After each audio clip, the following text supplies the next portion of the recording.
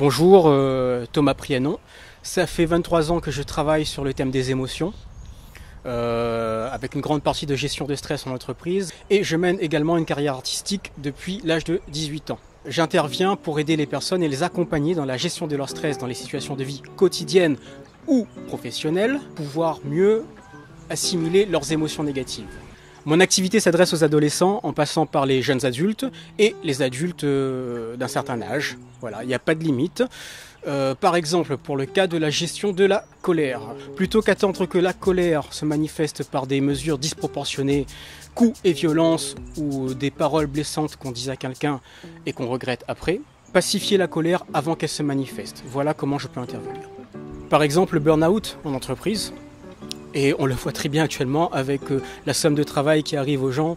Si vous ressentez que vous êtes sur le point de craquer, on pourra intervenir ensemble, essayer de décoder les émotions négatives que vous n'aviez pas réussi à exprimer.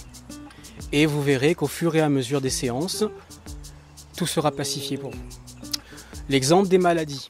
Vous savez, quand on décompose le mot maladie, on entend le mal a dit. Le mal, il a dit quoi ? Le mal, il a dit qu'une émotion ne s'est pas exprimée.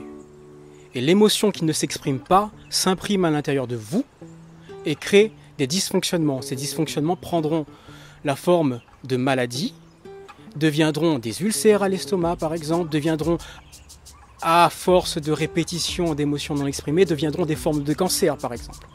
Voilà. On peut intervenir là-dessus.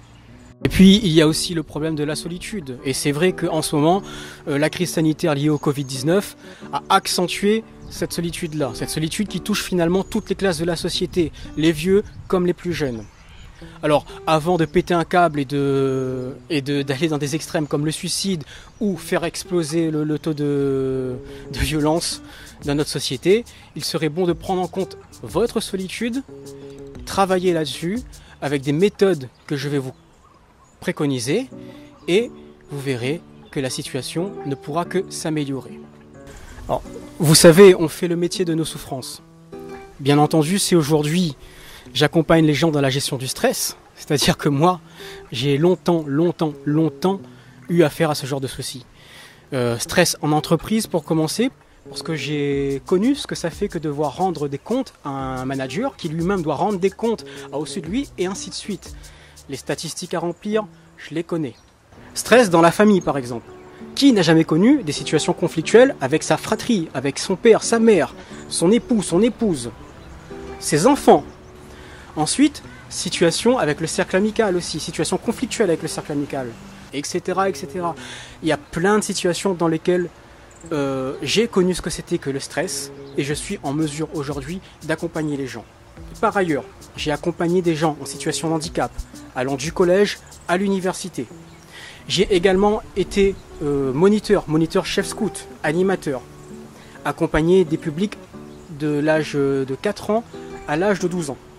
Je suis également artiste. Je mène une carrière artistique depuis 18 ans. J'ai très vite compris le côté salvateur de l'art. Transcender nos émotions négatives, aller au-delà, le côté exutoire de la musique, par exemple. Concernant les valeurs, je crois en l'humain. Je crois au fait que l'individu est capable de s'améliorer de jour en jour, de, je dirais, transmuter ses parts d'ombre en lumière.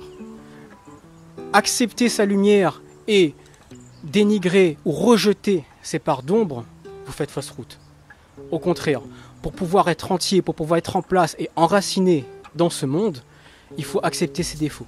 J'ai été formé par l'éducation nationale et dans ces formations, il y a des points importants sur la psychologie de l'enfance, par exemple, sur l'accompagnement d'une manière générale, l'écoute active qu'on puisse accorder à la personne qui est en face de nous.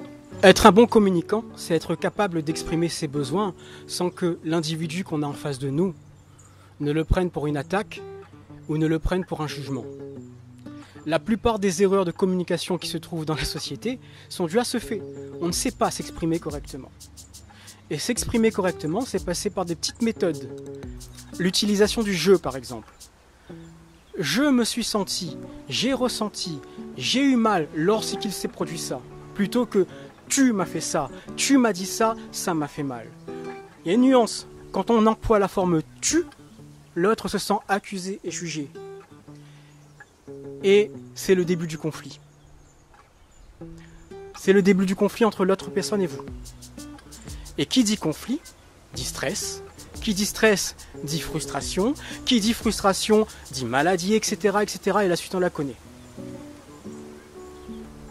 Avec moi, vous allez apprendre à communiquer vos besoins sans vous culpabiliser d'avoir dit ce que vous avez ressenti au fond de vous et en faisant en sorte que l'autre le prenne bien.